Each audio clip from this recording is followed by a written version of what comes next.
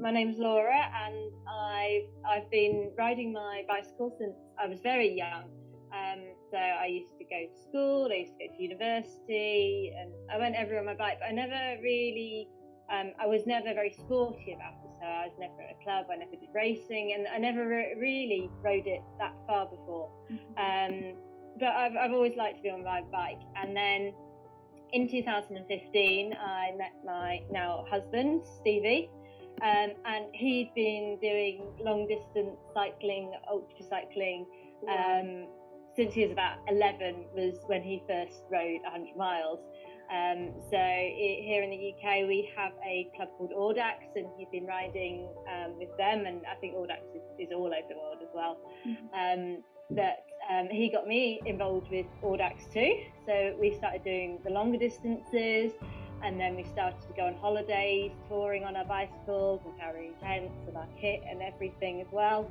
And it just kind of grew from there, and we started doing more and more.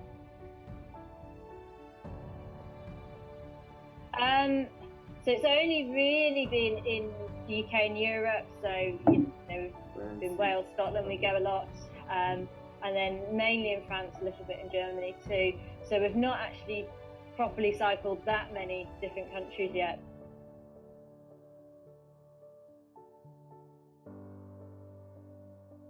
The female world record holders for riding around the world on a tandem, they live in the UK as well, and they came back just before lockdown hit. And they did this amazing ride, and we saw everything they did, and we thought, oh, that's fantastic, what an amazing thing to do. And then we thought, oh, maybe we could do that too, and maybe we could go a little bit faster too. And I think with lockdown and the situation, it gave us a lot of inspiration to kind of, once we could travel safely again, to see as much as we could, because suddenly we've seen a lot of the UK in the past couple of years, and we always go to lots of amazing places in the UK, but there's so many more wonderful places to see around the world. To see the world at the speed of a bicycle, I think that's going to be pretty amazing.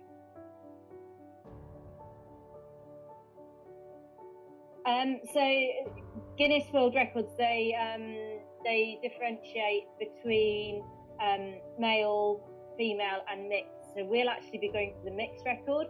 So even if we go faster than the two ladies, they still keep their record, but their record is 263 days. We hope to do it in 180. I can't remember off the top of my head, but it's slower. I think it's a couple of weeks slower than the ladies' record. At the moment, the ladies are the fastest people on a tandem, and I think that's amazing. We have to fulfill some requirements, in that we have to cover 18,000 miles by bicycle and 24,000 miles in the total route, because we have to take some flights as well. We can't actually cycle around the whole world. And then we have to travel in the same direction and go through two under-the-heel points, two opposite points. So we have to plan the route around that. So we have kind of like a draft plan of the route at the moment, but we're keeping a very close watch on the COVID situation, obviously, and we know that we might need to maybe make some changes and take that into account to make sure it's as safe as possible.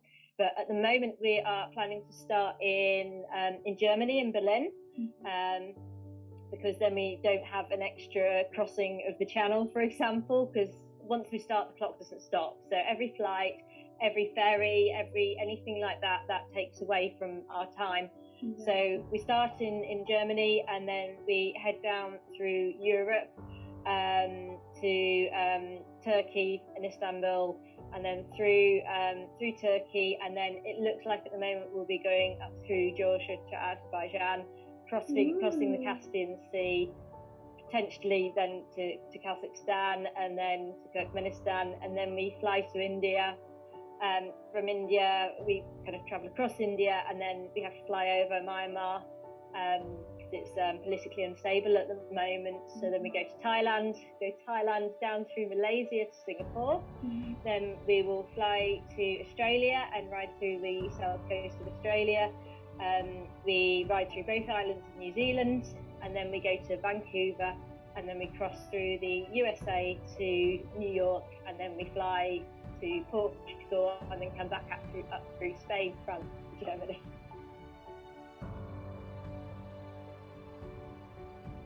So if it's 18,000 miles and 180 days, that makes it an average of 100 miles a day. In reality, we have to go faster than that because we need time to take flights, and maybe we have some days where we're unwell, and so really we'll probably be more on average about 107, 110 miles a day.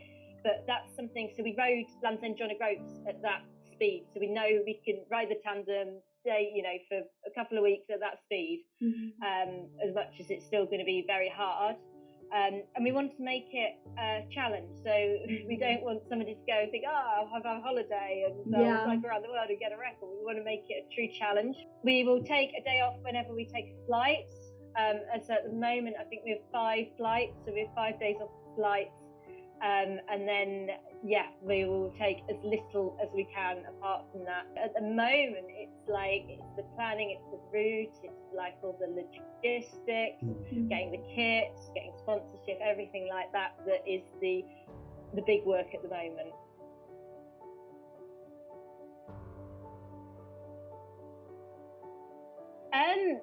It just gives you a different perspective on things. So if you're seeing the world at the speed of a bicycle, you can see so much more. So if you're in a car, you miss out so much. All the plants by the road and the wildlife and the smells and the fresh air.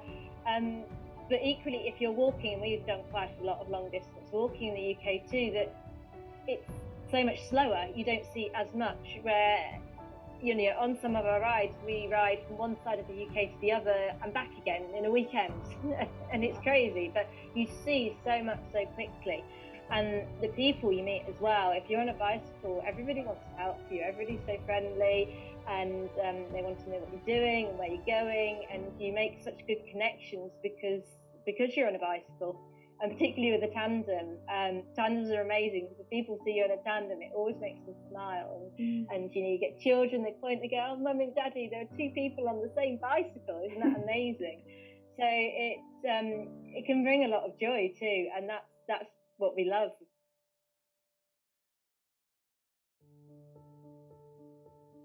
The tandem, it has its benefits. It can go very fast along the flat, but then it's very slow going up the hills.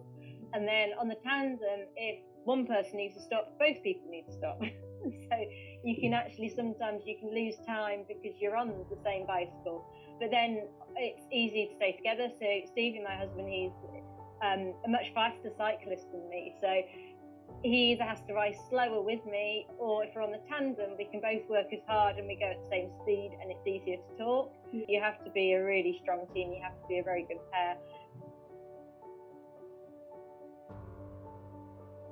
I think we had one where we had a crazy time. We were touring in France, and we had booked to get a special coach with a special trailer for the tandem to go back, because tandems don't really go on trains very easily. So we had to get back to the UK on this coach, this bus with this trailer.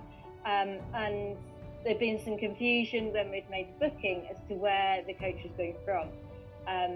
And we only figured this out the day before, and the difference in distance was like 300 miles or something crazy like that. So we had, I think, 2 days to try and get this bus. And first we were like, oh no, this is a disaster, we can't. And then we thought, actually, maybe we can, and we'll just ride all the way through the night, and we'll keep on going and just, go really, really hard, and maybe we can do it. And it didn't work. It was just too much.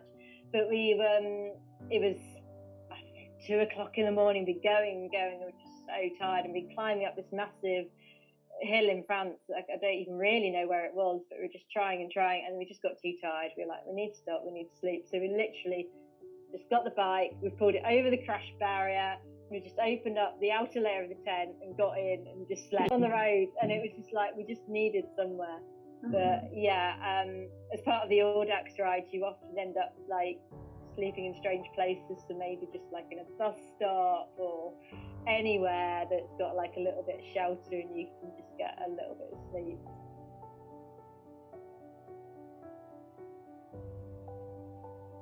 So when we rode from Land's End to John O'Groats last year, it was amazing, and it was such a big distance, and it was a big challenge as well. And we had our last night before we got to the first point in Scotland. We're in the middle of the Scottish Highlands, and we knew we'd have to wild camp that night. We had no plans to stop somewhere, and there was a hotel on the road, and we didn't even know if this would be open or not. And it was, I don't know, early evening, and we came past and it was open, and there was a bar, and we thought, we'll stop for a drink.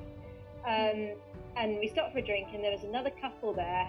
They weren't on a tandem, they were just on their own bikes, and they'd gone a lot slower than us, and we'd camped and we'd stayed different places, but every night they'd stayed at hotels. They'd been, really easy about it, and gone quite slow and had fun. And they were staying in this hotel, which was lovely, I think very expensive too, and they were having dinner and wine and all these things, and we had, just a pint of beer, and we were like, oh, we've now got to go and camp. And they're like, what, really? You're going to go and camp now, and you've ridden all this distance, and I don't know how you do it. And we were like, oh. And we left, and we almost felt a bit like, oh, maybe we should have stayed in the hotel. But then we cycled, I don't know, maybe another 5 miles down the road, and we found the most beautiful camp spot by the most beautiful loch, and there was this gorgeous sunset, and we got our food and we cooked it, and I think we had a can of beer as well still, and we sat there and thought, this is so much better than the hotel.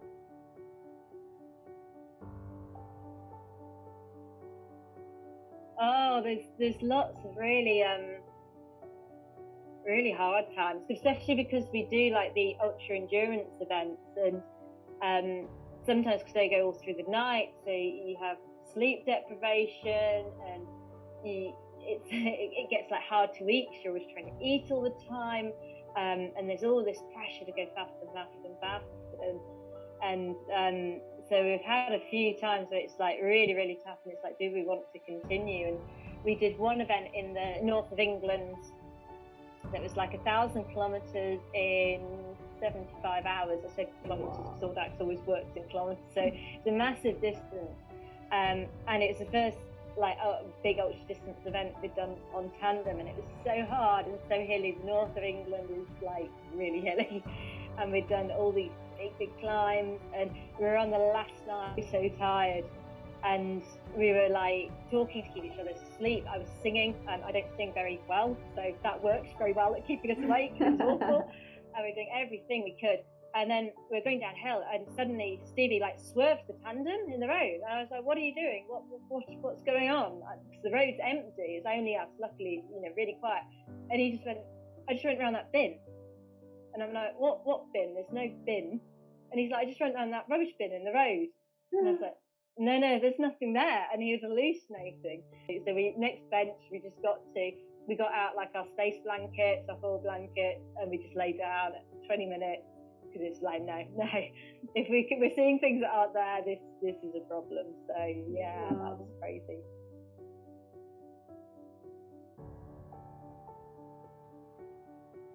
I think it's seeing how far you can push yourself, because things like I said, for Land's End and John O'Groats, when I was younger, I thought I could never do that. And when I was trying to ride 100 miles, I thought I could never ride 100 miles. And then you learn a lot of skills of how to break it down, how to manage yourself, how to manage your food, how to manage your body, how to manage your time. And then you find out that you can go further, and then it's like, how far can I go? What can we do? And I suppose that's how our whole challenge started anyway, that it just builds up and builds up. And I think it's called type 2 fun. So at the time, it's awful. And then when you do it, you get this amazing sense of, oh my goodness, it's amazing. I can't believe that we travelled all this distance, and we saw all these things, and we really pushed ourselves to our limits. And it's just, it's a massive sense of achievement. Mm-hmm. And even though sometimes you have a time like that that's really hard, then we stop for 20 minutes, and then we get up, and then we found somewhere to get some breakfast, and then suddenly, it's like a brand new day, and the sun comes up, and you think, oh, what was I worried about? It's great again now. So it kind of comes and goes. So you have to have this belief that the really hard times, it's always temporary, and you come through it, and then the next bit loads better. So yeah, I think that's what keeps us going. And do you know what? If you've maybe last week you did an event like that and you're worried that we've run out of water, or like we literally have, we might literally run out of food, we don't have anything left, or we've got really cold, we're worried we're going to get hypothermic and the weather is so awful. And then the next week you get a tricky email, or you have some problem at work, or you can't find your equipment, and you go, this doesn't matter. I have food, I have water, I'm warm, I'm dry and safe. And it gives you this perspective of actually all the little things you worry about are not that important.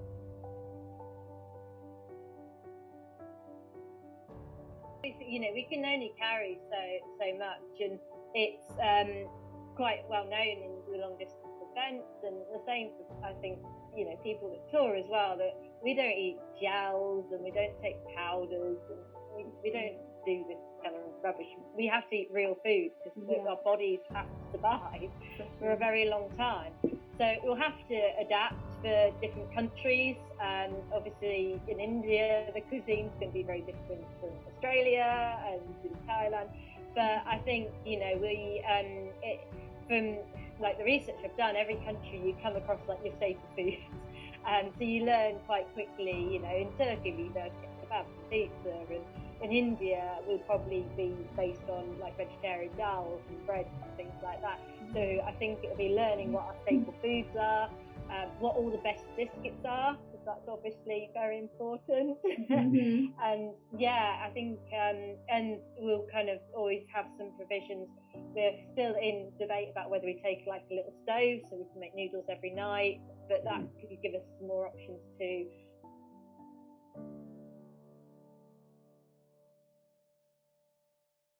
Yeah, I think sometimes I don't quite believe it, and I'm very lucky with my job at the moment. So I'm a veterinary surgeon or a veterinarian, so it's a very busy job.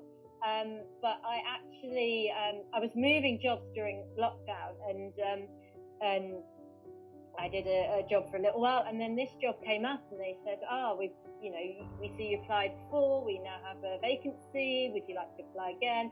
And so I did all this, I was talking, and I thought, oh no, because we already had this plan. So we already had this plan to go around the world, and it was all set up, and maybe I'd take a career break, and it's just, oh no. And I thought, oh no, I'm going to have to tell them that I have this crazy plan, and they're going to think you're a crazy lady. No, we don't want you to come for our job anymore. Go away, go back to where you came from. And I told them, and they just thought it was amazing. And the rest of the job interview, they didn't talk to me anything about the job. They just asked all the questions of where are you going, how are you going to do, this is and they're so enthusiastic. So they agreed instantly to give me the time off, which is amazing in my profession. It's meant such a big deal that they've been so supportive, and they're like doing some sponsorship for us and everything. So it's been a very busy time, and there's still a lot to do. And I do my day job, and then I come home and I'm working in the evening, and then at the weekends we have to go ride the bikes, and so it's made it very busy. But I think I'm just really grateful that my job's so supportive. I think it's a great thing, and I think it's something that it'd be great if employers thought more about, because I think it's such a beneficial thing sometimes. I think it's really motivating for staff, and I think if you give people these opportunities, they can learn a lot more, and then maybe they'll be a lot happier in their jobs and more productive and have better ideas. So I think it's a really, really inspiring thing for my bosses to make this decision.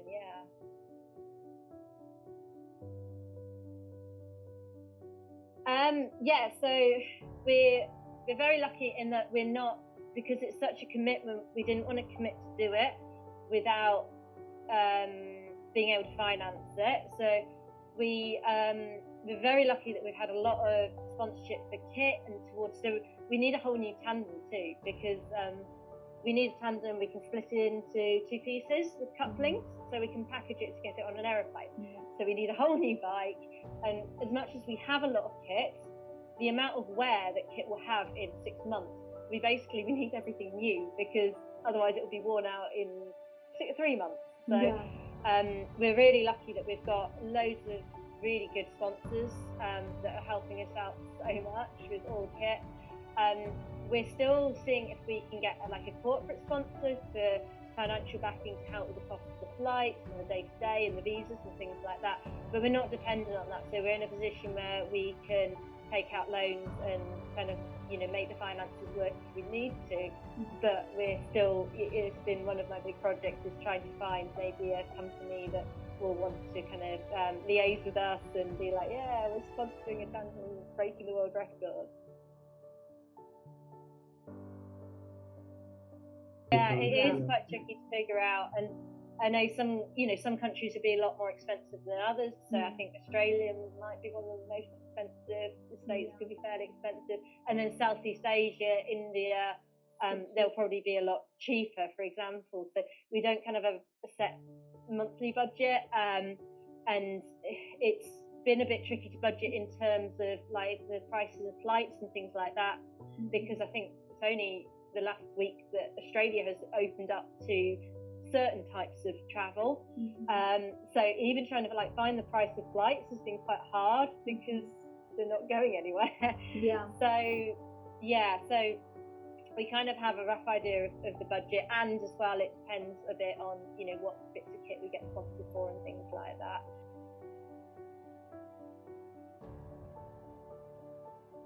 We really hope so, and I think maybe we might still have to do some PCRs before crossing some borders. We should hopefully have everything in place. It's still quite scary to think about because everything was so locked down, but when you think about how much change every year since 2020, so much changed 2021, and now so much has changed again.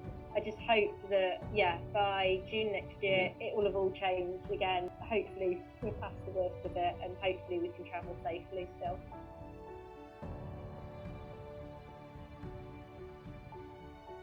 Yeah, I think true, and that's what I'm doing a lot of research and reading a lot of books, and I'm following a lot of adventures like yours and lots of travellers, and it's one thing that comes up again and again and again is the world is a good place. People on the whole are good. The people that aren't good, the crazy people or the people, they're so few and far between, and I think you're more likely to meet those in if you're out in your local city, out in a restaurant. I think if you're on an empty road and there's one farmhouse for miles around, then they're not going to, they're living a simple life, and they will understand the simplicity of you traveling by bicycle, and they will understand your needs, because your needs will be so simple. You'll need food, you'll need water, you'll need shelter. It'll make you relatable to everybody all around the world.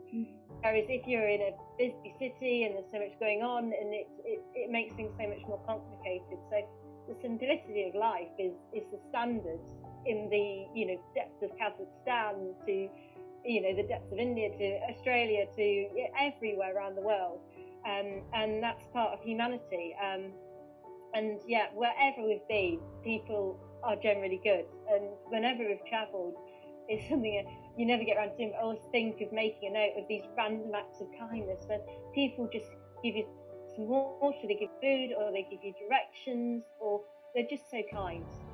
That you've got to get out there and find out for yourself. We're on most social medias like Facebook, Instagram, Twitter. We're under SteLa Tandem, and it's spelt with one L, so it's like Stevie and Laura, so it's STLA Tandem. And our website where all the information is, all our planning, and then when we leave we'll have a live tracker as well, so you can see where we are. That's www.stelatandem.co.uk.